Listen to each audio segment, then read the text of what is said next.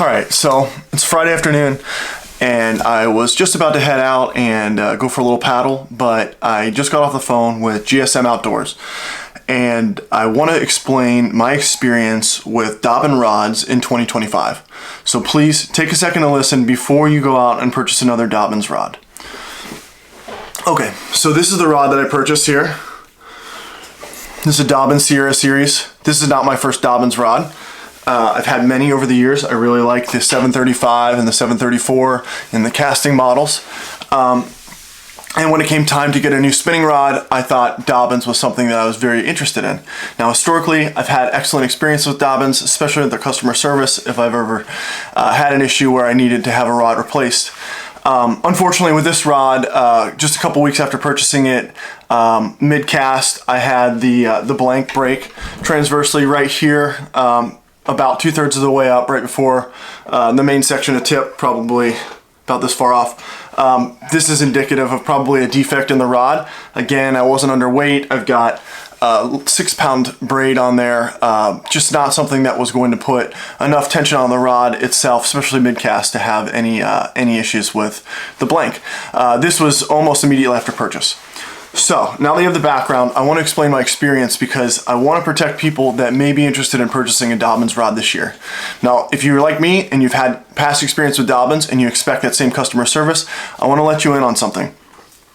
So in the past several months or year, the Dobyn's rod line has been acquired by a company called GSM Outdoors. Now, the first thing I want you to do, if you're still interested in Dobyn's rod, is go ahead and look up reviews of GSM Outdoors. And what you're going to find is that the brands that they purchase unilaterally have had a significant dip in the customer service and quality of the products.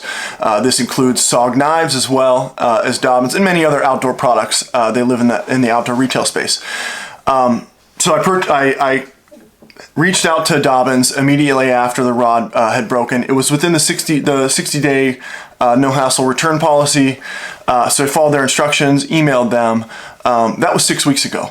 Since then, I've emailed them on multiple occasions, 4 times, I believe, asking for an update or anything. I received no such contact.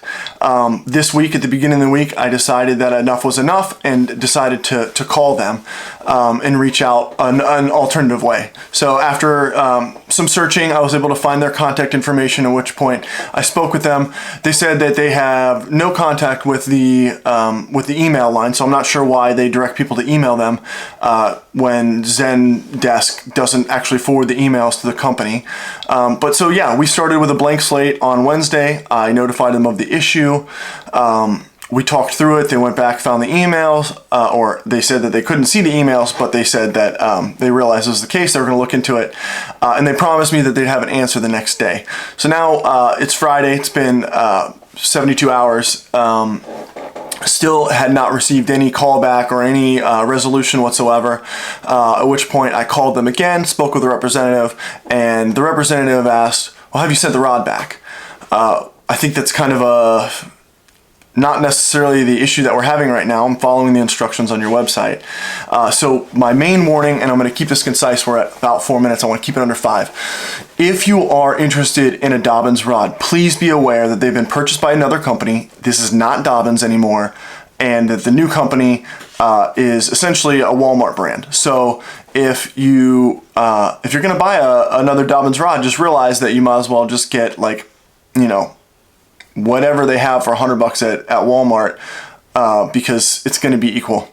If you have similar experiences or you have any advice for me on how to handle this in the future, please let me know in the comments. My main goal here is to not have anybody else be bamboozled like I was before spending $1,000 on a new set of rods, you know, tournament rods for the year. Just be aware, you're not going to receive the same quality. It's just not going to happen, and it's not coming back. All right? Good luck to you guys. I hope this helps. Please, if you have any other recommendations for a similar quality of rod to what Dobyn's used to be, let me know, because I'm certainly looking.